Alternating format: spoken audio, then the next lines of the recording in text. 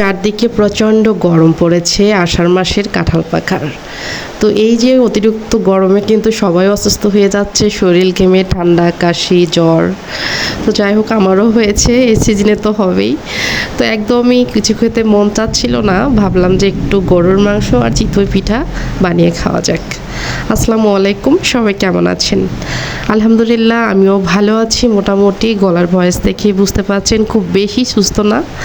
তো এখানে এই যে 4 কাপ না, মানে যেটাতে চা বানাই সেটাতে আমি এখানে চাল ভিজিয়ে রেখেছিলাম সকালবেলা, যে বিকেলের দিকে একটু পিঠা বানাবো। তো চালটা ভালোভাবে একদমই পরিষ্কার করে ধুয়ে নিচ্ছি। আর যেহেতু 3-4 ঘন্টা ভিজতে রেখেছিলাম, এতক্ষণও ভিজানোর কোনো প্রয়োজন নেই। তো আমি আলিশ করি আর কি, ওইভাবে করিনি।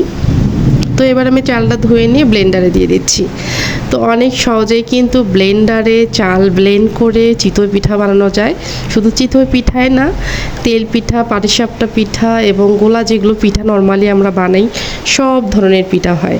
ব্লেন্ডার যদি হাতের কাছে থাকে মেশিনে যাওয়ার কোনো প্রয়োজন নেই।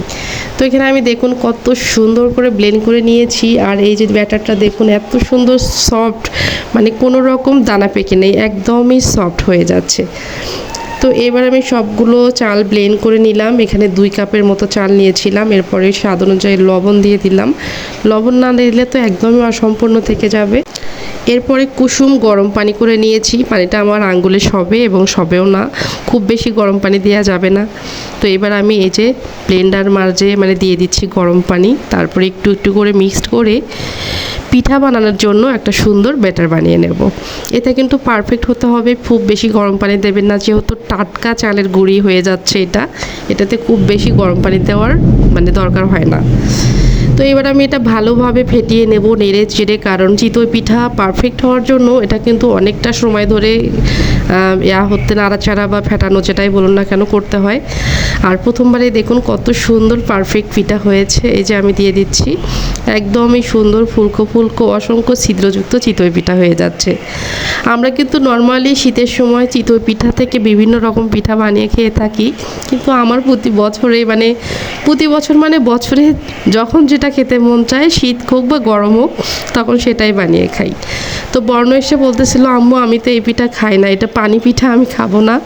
তো সে যখন আমি বানিয়ে মাংসর ঝোল দিয়েছি, সে তো একদমই মজা করে খেয়ে নিল। আর দেখুন 2 কাপ চাল থেকে প্রায় 13 থেকে 14টি পিঠা হয়েছে। আর পিঠাগুলো একদমই পারফেক্ট হয়েছিল। আমি এই যে ভেঙে দেখাচ্ছি, দেখুন কতটা সুন্দর হয়েছে, একদম বলে বোঝানোর মতো না। তো যাই হোক, এইভাবে পিঠা বানিয়ে কিন্তু সহজে আমরা সবাই খেতে পারি। পাশাপাশি এই যে গরুর মাংস রান্না করতেছি, ঈদ তো চলেই গেল, প্রায় 1 মাস হয়ে যাবে। তো গরুর মাংস একদমই শেষ হওয়ার কাছাকাছি। ভাবলাম যে যেহেতু গরুর মাংস শেষও হবে, এই জন্য পিঠাটা আজকে একটু বানিয়েই খেয়ে নিই। তো এখানে মাংসটা একটু ঝোল ঝোল রেখেছিলাম, লাস্টে আমি পেঁয়াজ ব্রেস্তা করে দিয়ে মাংসটা নামিয়ে নিলাম। অনেক সুন্দর স্বাদ হয়েছে। নর্মালি কিনা মাংস চেয়ে কোরবানির মাংস মনে হয় একটু স্বাদ বেশি হয়। তো এইবার আমার সাহেবরা বসে আছে, তাদের জন্য সুন্দর করে সেজে গুজে নিয়ে যাচ্ছি, যে তারা খেয়ে আগে শান্তি হোক, তারপরে আমি খাবো। তো কেমন লাগলো আমার ছোট্ট ভিডিওটি সবাই কমেন্ট করে জানাবেন। ভালো লাগলে শেয়ার করে পাশে থাকবেন। আল্লাহ হাফেজ।